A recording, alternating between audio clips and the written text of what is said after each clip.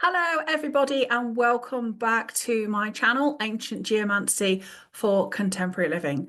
I'm Fay Semple, your guide on this journey of exploration into the spiritual, energetic and at times sociological aspect of our lives. If you're new here, a big warm welcome to you, and to all my returning subscribers, thank you for your continued support. It means the world to me. Before we dive into today's topic, I'd like to remind you to hit that subscribe button if you haven't already. And don't forget to click on the notifications bell so that you won't miss any of our future discussions. And if you find value in my content, please give this video a thumbs up and share it with your friends. Your support really helps me to continue to bring these deep dives into fascinating topics to you.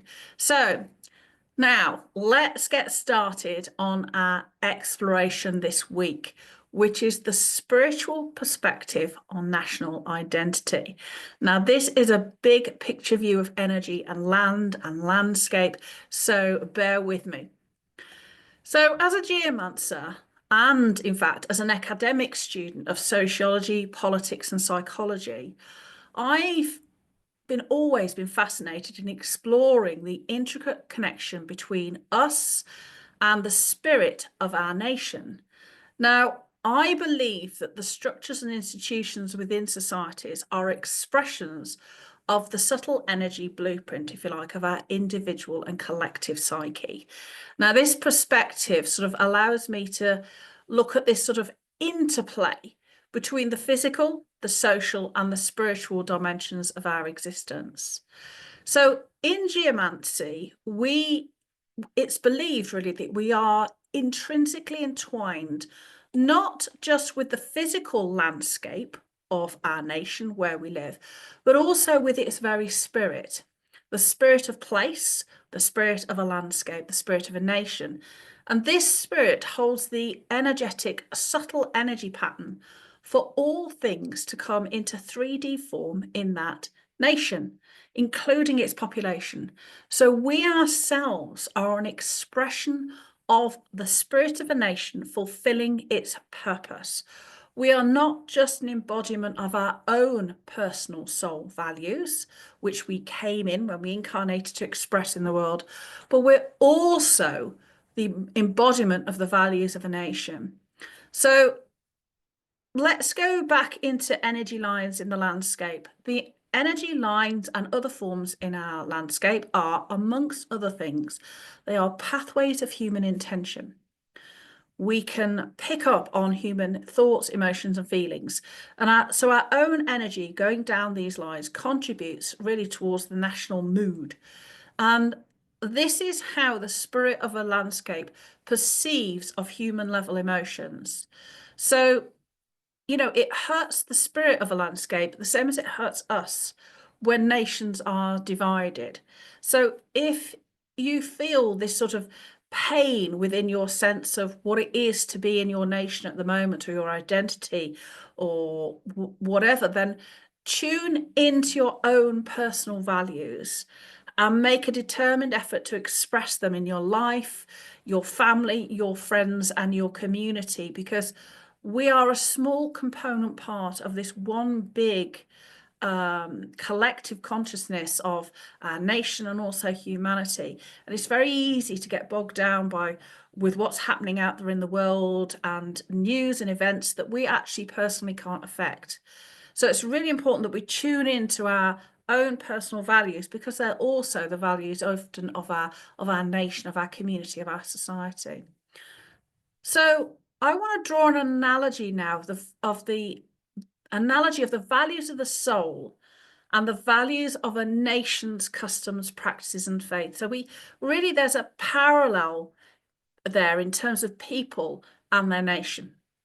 So just as a nation's customs, practices, and faith embody certain values that guide its societal interactions and define its identity, so too does a nation embodiment of those certain values shape its culture, its politics, and its people. So when I decided to be incarnate, my soul decided to come in to express certain values. That might be truth, that might be justice, it might be beauty, it might be honesty, it might be whatever. There are a whole set of human values that we came in to embody. Those values are not just abstract concepts, if you like. Those values are living, almost breathing spirits of their own, entities that are deeply embedded in my spirit. And we can scale that up. So many people, if you like, choose to be born in a nation because that nation embodies those collective values. And then those values then are embodied, they're deeply embedded in the spirit of that nation. So I am a product not just of my soul's incarnation, but I chose to be born in the nation I chose to be born in because that nation's values are reflective of the values that I choose to embody as a person. So let's look at sort of how that fits in with landscape energy. Well, our sacred landscape temples are a means to communicate with the spirit of the land, or the spirit of a nation, or the spirit of a place. So the stones and the water, if you like, and the electromagnetic activity, they all form a bridge for us to sort of access quantum consciousness through quantum biology in our body. And then we can get sort of divine inspiration in these landscape temples that enable us to fulfill our role in this sort of rich tapestry of national life or community life, wherever we live. So these temples in our landscape, they're not just physical structures. They're a portal to a deeper understanding of ourselves, our place in the world, our understanding of our nation and our place in it. So every country, has a kind of character born out of where it is on the globe, its geology, its climate. They have their own characteristics because they have their own spirit. Probably nation states have arisen because of these spirits, different geographical areas, but that we are a product of that area. So sacred landscape temples are a way of tapping into that sort of spirit in the landscape. So if we understand our deep connection with the spirit of our nation, it sort of sheds light on also on the process we have to undergo, the process of if we migrate somewhere in assimilation. So when we migrate to another nation, we tend to assimilate into countries with similar values, or we have to consciously and actively change our value system so that we can become at one with the new nation. So, for instance, I was born in England, but have a long English ancestry. I also have a long Irish ancestry, and we decided to move back to Ireland when I was a child.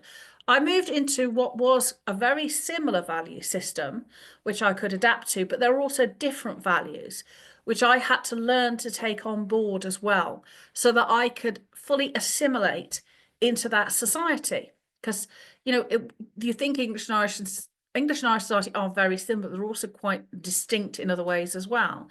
So, this is not, when we go into another country, it's not just a process of cultural adaptation. It's a spiritual journey that involves aligning our personal values with the values of the new nation. It involves us being there for some time, like going through the solar wheel, going around a year to feel the nation in all its moods and all its climates, what it's like on a joyous sunny day, what it's like on a grey miserable day. Well, this takes time. It takes time to feel an energy's landscape. When I was a kid, I used to see English energy in the landscape around me. It took me time to fully see the energy in the Irish landscape. It had a different feel, it had a different resonance, it had a different energy. It took me a while to tune into that. So we have to adjust, and there's a whole process we have to go through, almost physically eating the food of that landscape, emotionally embodying these values, and then finding this spiritual connection with the land with which we are now inhabiting, whether that be our own landscape or one that we have migrated to. So this is a process that we have to go. And what sort of led me to think about this recently was a bit more in depth. There's lots of sort of tensions in different nations of the world at the moment. But I was reading a recent article by essayist even N.S. Lyons, who he was a former geopolitical analyst based in Washington. NS Lyons is a pen name.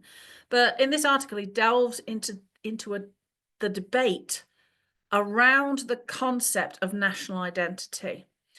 Now, in this article, he criticised the view of America as a sort of a mere economic zone or a professional franchise. And I think that's very true of all nations, that governments and elites tend to now view them as a sort of, like I say, an economic zone, which takes something away from a country. Because a nation, as NS Lyons argued, a nation is much more than an economic zone. A nation, according to Lyons, and I think I agree with him in this, is a particular people with a distinct culture, and they are permanently bound together by shared relationship with place, with past, and each other. You know, our past creates our culture. Our culture is our history. And when we're of a people who've lived in a place for a long time, you know, we're intimately connected to that history through our lineage. And Lyons also highlights the importance, and this is not to be underestimated, the importance of love in shaping a nation.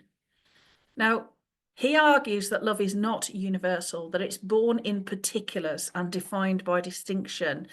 And this is the love for one's nation, or nationalism, which is a word that, you know, has different connotations to different people. But the love of one's nation, or nationalism, it really grows organically from our love for our family, our land, and our community. It's that binds the nation together and guides its conduct. We've all been in this together. We've all experienced these things. I know people in this community. They know people in neighbouring communities. We have these bonds of kinship. We have these bonds of culture. We have these bonds of history. So as a geomancer who looks at earth energy, but also how people's auras react to energy, how our auras unfold in the landscape, how they are fed by earth energy, I find sort of that perspective about nation being, you know, it's about kinship and love and our connection and our shared history. You know, it's deeply insightful, that kind of view of nationhood, which is one that I've always shared. And it's resonant really with my own understanding of our relationship between, well, the relationship between us and our nation. And it really reinforces my belief of the importance of aligning our personal values with the values of our nation. You know, so we have talked, particularly in the UK at the moment, about, you know, what are British values, for instance. And it's, if we're aligned with those values, then we sit within this energy blueprint, if you like, of what it is to be of these people or this people in this nation. And that would be true of any nation. And it also really underscores, I suppose, the significance of sacred places in the landscape, because they're bridges to the spirit of our nation. And when we can connect to the spirit of our nation and connect to this bigger consciousness, something bigger than ourselves, then and get these divine inspirations, then it enables us to fully fulfill our role, to express our soul values, and to contribute to the rich tapestry of of life within our nation, within our community, and within the bigger stage. So these things are all important.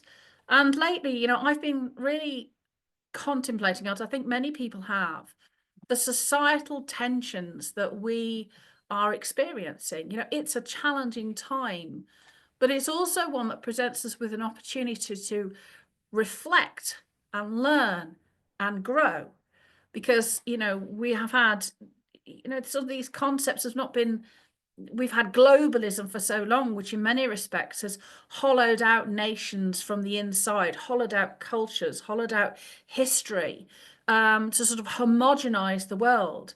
And, you know, we know that we no more are all individuals the same than all nations are the same, because each nation is a product of, like I say, of geological and topographical features. You know, a nation might be bordered by mountains, have particular rivers, it has particular landscape features. So I think this, when we think about earth energy on a deeper level, earth energy is not just these intangible lines or telluric currents in a landscape. This energy is actually the blueprint from which our physical reality is structured. If we go back to things like Beth Hagen's Earth Grid, the Earth Grid that she created is the sort of mathematical construction of how a globe, how a sphere is created. And what she noticed of those lines of the grid, they do correspond to things like ocean currents, not just energy lines as dowsers know them, but also mountain ranges, weather fronts, ocean currents. All sorts of topographical and geological and weather systems are reflected in this mathematical structure. So, that is the energetic blueprint of our physical world.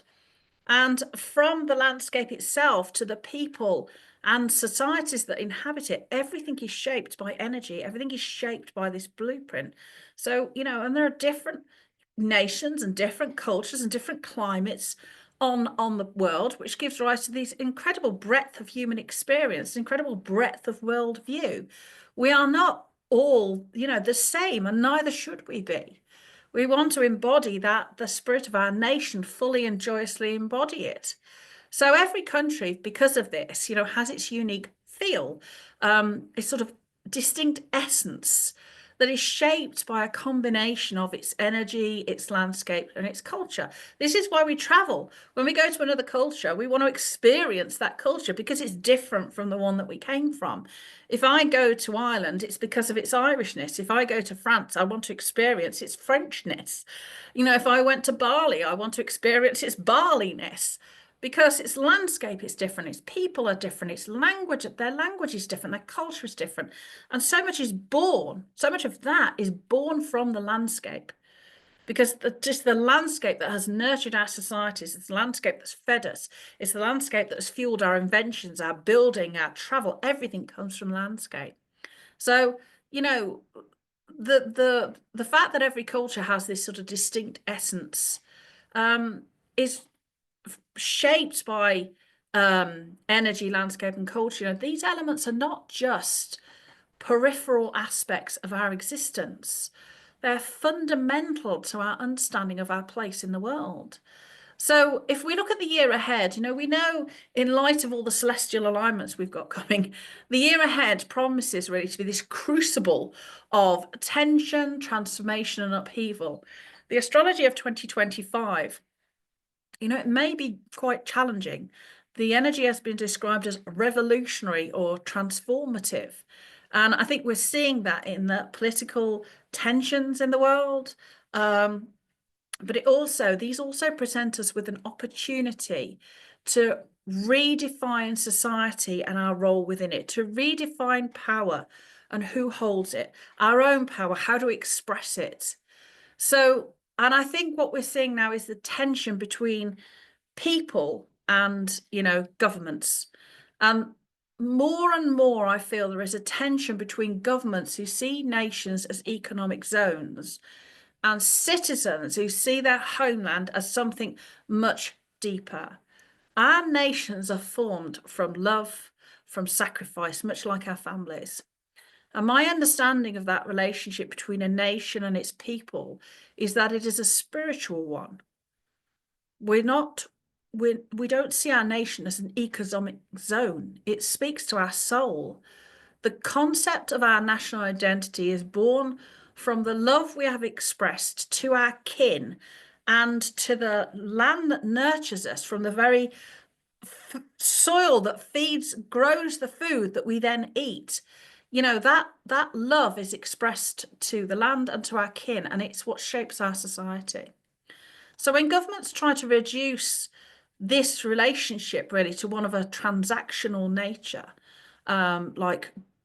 we talk about the economy and how everyone's going to work and, how we're going to tax people and, and how many people we need to let, into the country in terms of immigration, or how many we need to let migrate, or all these things, it becomes transactional. And we feel the pain of that, I think, in our soul. I certainly do. England and Ireland, if you like, are my two long-term ancestral homes. And when they're viewed in that way as sort of it's a transactional thing, my relationship with the land, or my relationship with the nature, I think that feels akin to a breakup or a kind of grief. These are my homelands. If anything happened to them, I have nowhere else to go. These are where my people have evolved from, and can trace my ancestry back to England, a long way. And my own children are 7 generations in this town. We have had for 7 generations allotments plots in this town, which have nurtured and fed my family. Similarly, in Ireland, I have a long ancestral line that still live in their same area, that are fed. The soil feeds us. The very vitamins and minerals that were in our food come from the molecular structure of the soil. I and my family are built from this land. And I think when our sort of citizenship and nationhood, as I said, is reduced to a transactional relationship, we mourn the loss of sort of like the joy we once shared in living where we live. And it feels like we're living on borrowed time, because the thing that we then hold most dear could actually sort of be sold from under us. And I think we grieve for the future, that future stability that we thought we would have. It's like a breakup. We envisaged being with this person forever, and we thought that was the future we were going to have, and all of a sudden it's gone. And it seems like it was just more of a take what you can and leave. And I think the way governments don't take into account happiness and love and how we feel about a nation, is a sad loss for us. So I think as we navigate these challenging times, I think, we've really got to remember to honor our own feelings and allow ourselves to grieve, but also to hold space for the future we want to envision. Our collective energy and our intention really can shape the world we want to see emerge through this challenging aspect in terms of our astrological developments that are going to be coming over the next 12 months, next 3 years. It's all to play for. We have so much that we want to see preserved in our sort of history or culture, or so much that we want to evolve into. And as these power dynamics, who has power over who, which we're very much seeing play out on the political landscape, geopolitical landscape, all that is a big reshuffle. And I think we have to be quite proactive in what we do, because, it's too easy sometimes to sit in a spiritual ivory tower and go, I'm going to sit here and meditate and just allow it all to happen. But actually, we are being invited to readdress our power balance. And, we have choices to make. And if we're too passive and sit back, we're allowing people to make choices on our behalf. And I think the call now, astrology, is the astrological call for us to step into our own power, is to be sort of not bogged down in the nitty gritty. Don't get overwhelmed by emotions and negative, but it's to really think about my choices. How am I embodying my soul values? What do I want to see in my family as a value embody? What do I want to see in my community? What do I want my nation to embody? And to take an active part in creating that as a reality. So I think, we have, it can feel a troubling time, but it's also a time of huge potential, because, growth and change always meets resistance. The tiniest seed that sets itself, that growth has to burst through that seed husk. It then meets the resistance of the soil before it sees the light. It then has to resist the stress of weather and being eaten before it grows. So there is no growth without resistance. And I think what we're seeing is we have chosen to be born at a time of huge transformation, I think. So this is why being so secure in our own values is so important, and honouring the places where we live and our society and our history and our culture. They have what has got us to this present moment. So I'd love to invite you to explore these big topics. Grapple these issues, grow your community, as they say, be the change you want to see. But I want to thank you for joining me in this exploration, really, of a spiritual sort of perspective of national identity and how we are creatures of a nation. We don't just haphazardly plonked here. We're born of a people who've often lived here for a long time, or you've migrated and you're now born into this energy. And what does national identity mean? Where does it come from? So I hope this discussion maybe has given you a deeper understanding of our connection, at least with the spirit of a nation, and how we need to connect to it. Remember, we're not just physical beings, we're spiritual beings, and we're deeply entwined with the spirit of our nation or the spirit of our adopted nation. But that involves, honoring collective values, and it involves being an embodiment of that nation, that nation's values. So something to think about. I think I haven't got to the end of my thought process on this. There's a lot more to think about, but thank you for listening